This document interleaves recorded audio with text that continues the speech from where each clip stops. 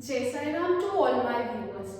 आज की इस वीडियो में हम सीखेंगे मिरर फॉर्मूला, उसके कुछ रूल्स और कैसे हम एक न्यूमेरिकल को बहुत सिंपली सॉल्व कर सकते हैं।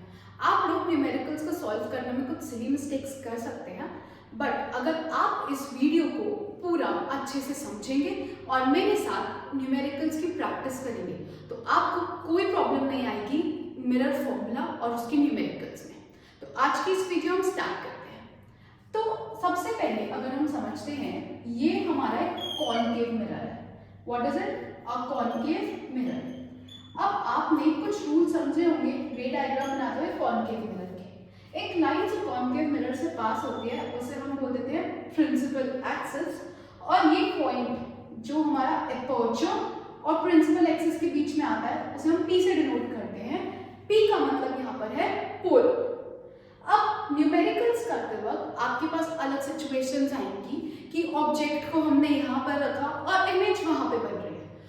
तो जनरली क्वेश्चन कैसे आता है, an object 3 centimetre high is kept at a distance of 8 centimetre from the mirror. तो मिरर से ऑब्जेक्ट को कितना दूर रखा हुआ है? 8 सेंटीमीटर। तो कौन सा पॉइंट? पोल से ऑब्जेक्ट को कहां पे रखा हुआ है उसको हम बोलते हैं ऑब्जेक्ट डिस्टेंस। क्या बोलते हैं? Object distance. So what is object distance?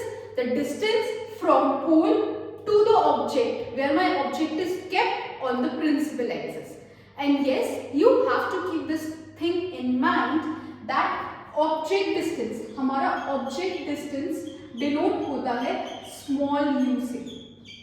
तो इस ऑब्जेक्ट की जहां पर भी इमेज बनेगी, हम सपोज करते हैं इमेज फॉर्म हो रही है रियल और इन्वर्टेड और इस पॉइंट पर, तो पोल से इमेज तक का डिस्टेंस मेरा डिनोट होता है स्मॉल v से।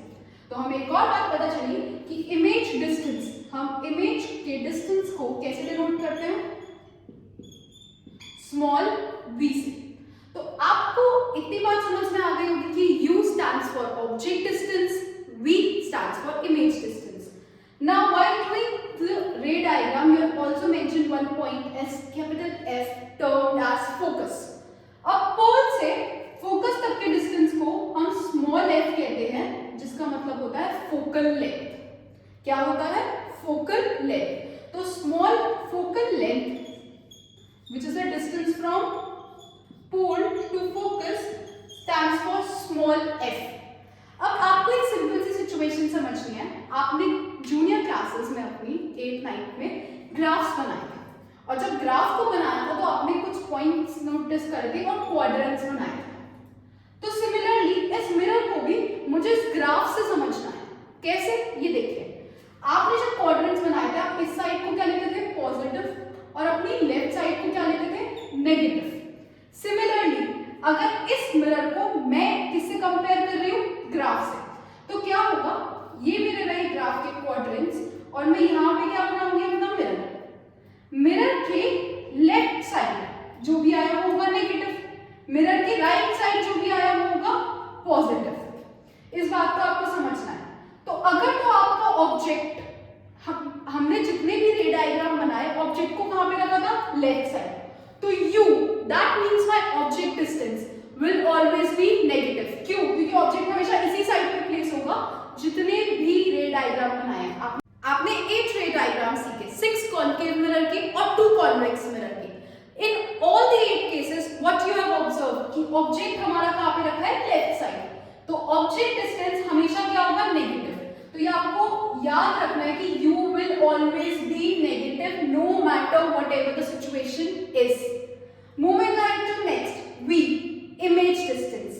Now when you have drawn the ray diagrams, ये सारे न्यूमेरिकल्स डायरेक्टली इनडायरेक्टली रे डायग्राम से ही रिलेटेड है। तो अगर आपको रे डायग्राम्स नहीं आते हैं तो इस वीडियो को देखने से पहले डिस्क्रिप्शन में मैंने अपने रे डायग्राम्स की वीडियो का भी लिंक शेयर किया है। काइंडली उन वीडियोस को ऑब्जर्व करें, रे डायग्राम सीखें, फिर न्यूमेरिकल समझना और भी इजी हो जाएगा। तो अब अगर एक सिंपल सी बात समझते हैं, कितने सिचुएशंस ऐसी थी रे डायग्राम में? 3 in the case of mirror, कि आपको इमेज वर्चुअल और इरेक्ट मिल रही थी। वर्चुअल इरेक्ट को हमने कैसे माना था? Behind the mirror. अब उस सिचुएशन में हो सकता है आपकी इमेज कहां पे बन रही हो? Right side. अब हमें पता है ग्राफ में राइट साइड कैसे डिनोट होता है? पॉजिटिव। तो इस केस में हमारा इमेज डिस्टेंस v कहां पे आएगा, राइट साइड, और v क्या होगा, v will be positive in that case. So v can be either negative or positive. So you need to consider the situation कि कौन सा न्यूमेरिकल है. अभी थोड़ा सा हो सकता है कंफ्यूजिंग लगे, बट जैसे जैसे आप बातों को लिखते जाएं, अपने नोट्स बनाते जाएं और साथ ही में न्यूमेरिकल सॉल्व करते जाएं, जब आप ये सब कुछ अच्छे से गो थ्रू करेंगे और प्रैक्टिस करेंगे, आपको अपने आप ही क्लियर हो जाएगा. एक बात और आपको समझनी है, ये हमारा कौन सा मिरर है, कॉनकेव मिरर, जैसे कि मेंशन है. अब कॉनकेव मिरर में पोल से फोकस हमारी फोकल लेंथ होती है, तो फोकल लेंथ कहां पे आ गई, लेफ्ट साइड. लेफ्ट साइड क्या होता है, नेगेटिव. तो आपको ये बात याद रखनी है, फोकल लेंथ अलग अलग मिरर की होगी. कॉनकेव मिरर की फोकल लेंथ हम क्या लेंगे, नेगेटिव. अब नेक्स्ट अगर मैं बात करूं, कॉन्वेक्स मिरर होता है ऐसे, उसका हमने मेजर करा है P F C. जब आपने रे डायग्राम बनाना है तो P से F तक के डिस्टेंस को हम क्या बोलते हैं, फोकल लेंथ. और राइट साइड हमेशा क्या लेते हैं, पॉजिटिव. तो फोकल लेंथ कौन से, कॉन्वेक्स मिरर की, तो कॉन्वेक्स मिरर की फोकल लेंथ क्या है, पॉजिटिव. आई होप आपको ये वाला बेसिक कॉन्सेप्ट क्लियर हो गया. इसके बाद सबसे इंपॉर्टेंट चीज आपको पता चल गया, रिवाइज करते हैं. u हमारा होता है ऑब्जेक्ट डिस्टेंस. ऑब्जेक्ट डिस्टेंस हमेशा क्या रहेगा, नेगेटिव. v होता है इमेज डिस्टेंस, जो कि वेरी कर सकता है. अगर हमारी इमेज रियल और इन्वर्टेड है, रियल इन्वर्टेड बनती है लेफ्ट साइड, तो v होता है नेगेटिव. अगर हमारा इमेज डिस्टेंस क्या है, सॉरी, अगर हमारी इमेज वर्चुअल और इरेक्ट है, तो v क्या होगा, पॉजिटिव. इतनी बात आप लोगों को क्लियर हो गई. f stands for focal length. Focal length concave mirror के केस में होगी नेगेटिव और कॉन्वेक्स मिरर के केस में होगी पॉजिटिव. और इन सब कॉन्सेप्ट्स को आपको पुट अप करना है मिरर फॉर्मूला में. अब what is this mirror formula, आप लोग ध्यान से लर्न करिए, समझिए. The mirror formula is 1/f is equals to 1/v plus 1/u. What is the mirror formula? Kindly repeat. 1/f is equals to 1/v plus 1/u. तो अभी जो हमने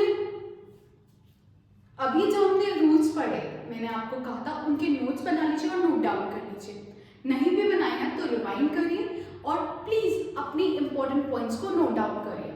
अब उन पॉइंट्स को नोट डाउन करने के बाद ये एक सिंपल सा न्यूमेरिकल आपको उतना समझाने के लिए, फिर हम आगे कुछ कॉन्सेप्ट्स पढ़ते हुए और न्यूमेरिकल्स को सॉल्व करेंगे. तो the question is like, find the nature and position of image formed when an object is placed at a distance of 15 centimetre from concave mirror और फोकल लेंथ 10 सेंटीमीटर. अब इस question में क्या क्या given हम समझेंगे. ये एक रफ डायग्राम आप बना सकते हैं अगर आपको कंफ्यूजन हो समझने के लिए. ये रहा मेरा पॉइंट P F. तो उन्होंने बोला क्वेश्चन में मुझे क्या फाइंड आउट करना है, नेचर. नेचर मतलब मुझे बताना है कि मेरे जो इमेज बनी है वो वर्चुअल इरेक्ट है और रियल इन्वर्टेड. नेचर आपसे हर एक न्यूमेरिकल में पूछा जाएगा. तो ये बात समझ लीजिए, नेचर का आंसर आप कैसे देंगे, that whether my image is virtual and erect और रियल एंड इन्वर्टेड. तो अब इस बात को समझते हैं, हमें नेचर बताना है. और पोजीशन ऑफ इमेज मतलब इमेज कहां पे बनेगी, formed when an object is placed at a distance of 15. तो ऑब्जेक्ट कहीं प्लेस्ड है, सपोज कर लेते हैं पोल से. ऑब्जेक्ट डिस्टेंस होता है u और कितना है हमारा u, -15, क्योंकि हमें पता है u हमें अपने आप ही क्या लेना है, negative, left side. From concave mirror of focal length 10. तो पोल से फोकस तक का डिस्टेंस होता है फोकल लेंथ और फोकल लेंथ इस केस में कितनी है, -10. Position of image means small b. So when you have to find out small b, we need to write b with the question mark. Now by using mirror formula, so yes, by using mirror formula. So what is the mirror formula? 1/f is equals to 1/v plus 1/u. Putting up the desired values, we know f is -10. We have to find it out, and u is -15. How we will solve it out? Let's check it out. 1/- इनको हम लिखेंगे -1/10. v हमें पता नहीं है और u है -1/15। अब हमें कैलकुलेट करना है v, उसके लिए क्या करेंगे -1/10, इधर माइनस में है उधर जाके क्या हो जाएगा plus 1/15 is equals to 1/v। अब हम इनका एलसीएम लेंगे, 10 और 15 का एलसीएम आएगा 30, 10 की टेबल में 30 कब आता है 3 टाइम्स -3, 15 की टेबल में 30 कब आता है ट्वाइस 2, किसके इक्वल हो गया 1/v, तो -1/30 इज इक्वल्स टू 1/v।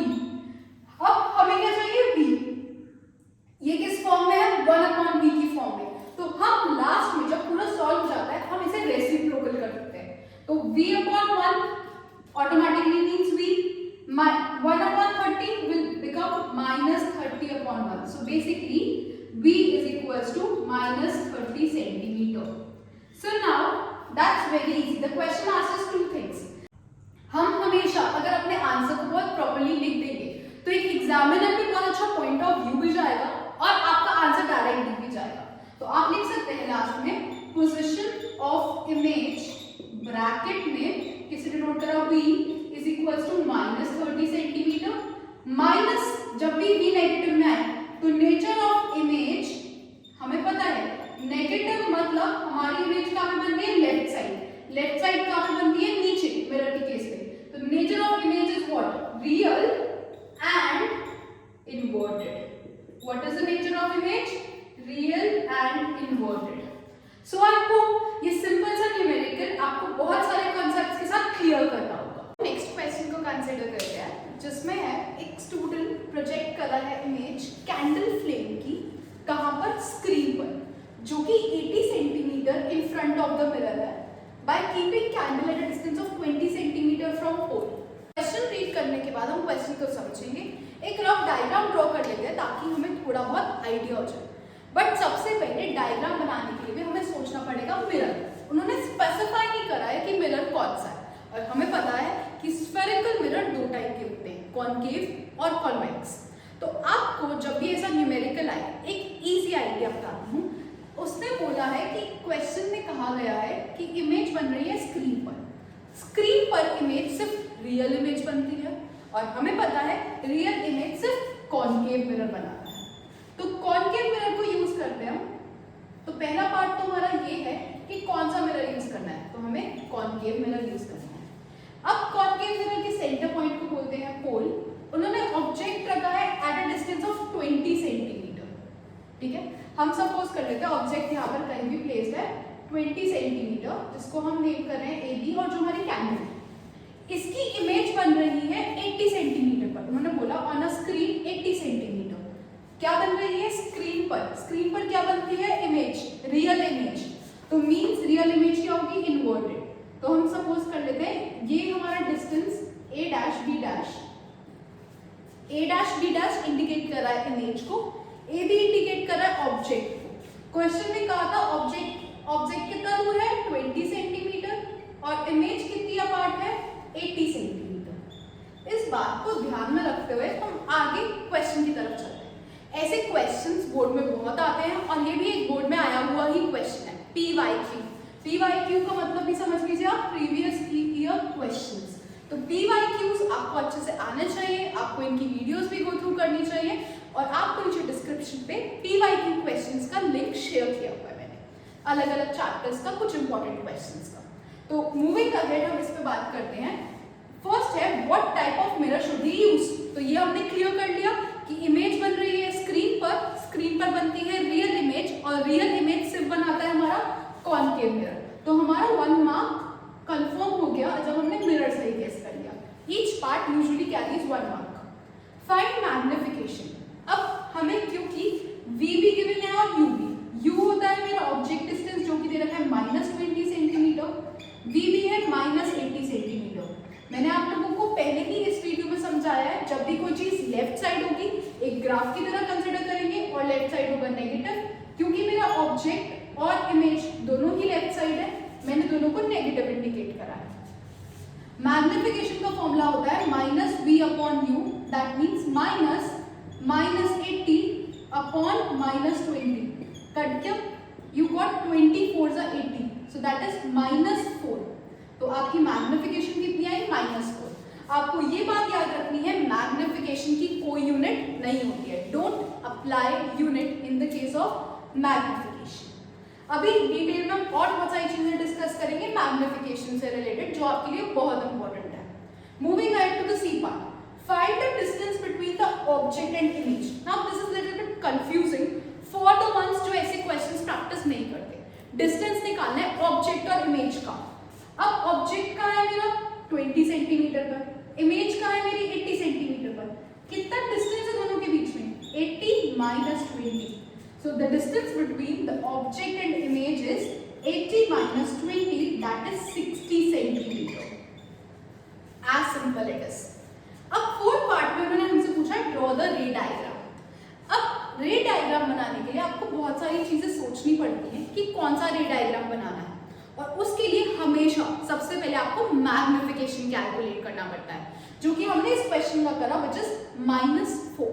अब ध्यान से समझिएगा, मुझे आपको एक एक्स्ट्रा इंफॉर्मेशन देनी है। जब भी मैग्निफिकेशन प्लस और माइनस में होती है, ठीक है, प्लस इंडिकेट करता है वर्चुअल एंड इरेक्ट, और माइनस इंडिकेट करता है रियल एंड इनवर्टेड। तो अब इस केस में क्या है मैग्निफिकेशन? -4। तो हम ये तो समझ गए माइनस इंडिकेट कर रहा है रियल इनवर्टेड। अब नंबर का क्या मतलब होता है? आपको नंबर समझने के लिए एक बात समझनी पड़ेगी। हम सपोज करते हैं 1, नंबर 1 से लेस आ रहा है या 1 से ग्रेटर आ रहा है। फॉर एग्जाम्पल 1/2 दे दिया या फिर 4 दे दिया। अब 1/2 1 से लेस है या फिर 4 या कोई भी नंबर 1 से बड़ा है, तो ये नंबर हमें बताते हैं साइज इमेज का। 1 means same size. What does 1 means? Same size. 4 means enlarged. अगर नंबर 1 से बड़ा है तो हमारी इमेज आई है एनलार्ज्ड, और नंबर 1 से छोटा है तो मेरी इमेज है डिमिनिश्ड। तो आपको इससे मैग्निफिकेशन से क्या पता चल रहा है? नेचर जब भी क्वेश्चन में पूछता है तो आपको आंसर देना होता है रियल इनवर्टेड या फिर वर्चुअल इरेक्ट, और साइज जब भी पूछता है तो आपको आंसर देना होता है सेम साइज, डिमिनिश्ड या एनलार्ज्ड। तो अब मैग्निफिकेशन है -4। इससे आप क्या समझे कि मेरी इमेज रियल इनवर्टेड और एनलार्ज्ड है। तो क्या है इस क्वेश्चन की image? Real inverted and enlarged. I hope आप इतना समझ गए कि कैसे आया। अब आपने अगर रे डायग्राम्स ड्रॉ करे हैं, मैं आपको और हेल्प करती हूँ, तो आपको पता चल गया इस पर्टिकुलर क्वेश्चन में मेरी इमेज बन रही है real inverted and enlarged. Since ये कॉनकेव मिरर है और कॉनकेव मिरर के 6 रे डायग्राम्स आपने सीखे हैं, नहीं आते हैं तो उसका भी लिंक मैंने शेयर किया है। सबसे पहले आप रे डायग्राम्स बनाना सीखिए, जो कि बहुत इंपॉर्टेंट है बोर्ड्स के लिए। अब आप ध्यान से देखिए, मैं आपको एक ट्रिक समझा रही हूँ जो आपको हेल्प करेगी। पोल, फोकस, सेंटर ऑफ कर्वेचर। ध्यान से समझिएगा, ये मैंने अपने रे डायग्राम्स में समझाया। सबसे पहले हम ऑब्जेक्ट को रखते हैं इन्फिनिटी। जब हम ऑब्जेक्ट को इन्फिनिटी पे रखते हैं, इमेज बनती है पॉइंट साइज। मतलब जितना मैं अपने ऑब्जेक्ट को मिरर के पास लेके जाऊंगी उतना मेरी इमेज का साइज बढ़ता जाएगा। तो यहाँ पर बन रही है पॉइंट साइज। फिर सेकंड हम लाते हैं बियॉन्ड सी पर। फर्स्ट पे पॉइंट साइज, सेकंड है बियॉन्ड सी, इस पे बनती है डिमिनिश्ड, थोड़ी सी छोटी। सी होता है थर्ड, जिसमें क्या बनती है same size. Fourth between C and F, इस पे बनती है एनलार्ज्ड। ये सब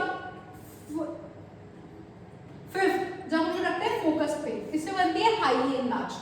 इन 500 केस पर नेचर क्या होता है हमारा? रियल और इनवर्टेड। क्या नेचर होता है? Real and inverted. फिर बनी 6th केस, जब होता है पोल और फोकस के बीच में, इस पे बनती है वर्चुअल, इरेक्ट और एनलार्ज्ड। अगर आप ऐसे लर्न करेंगे आपके लिए बहुत ईजी होगा।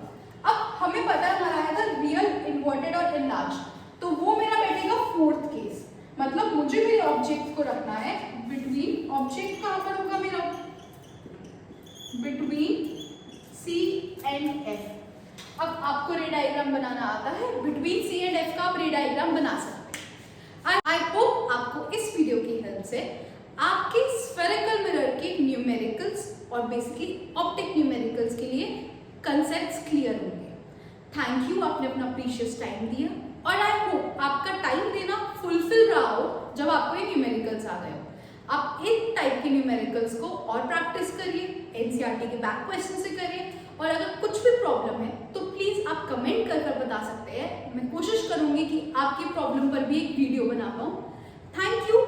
अगर आपको समझ आ गया हो तो प्लीज वीडियो को लाइक करें, अपने फ्रेंड्स के साथ शेयर करें और द नर्चरर्स को सब्सक्राइब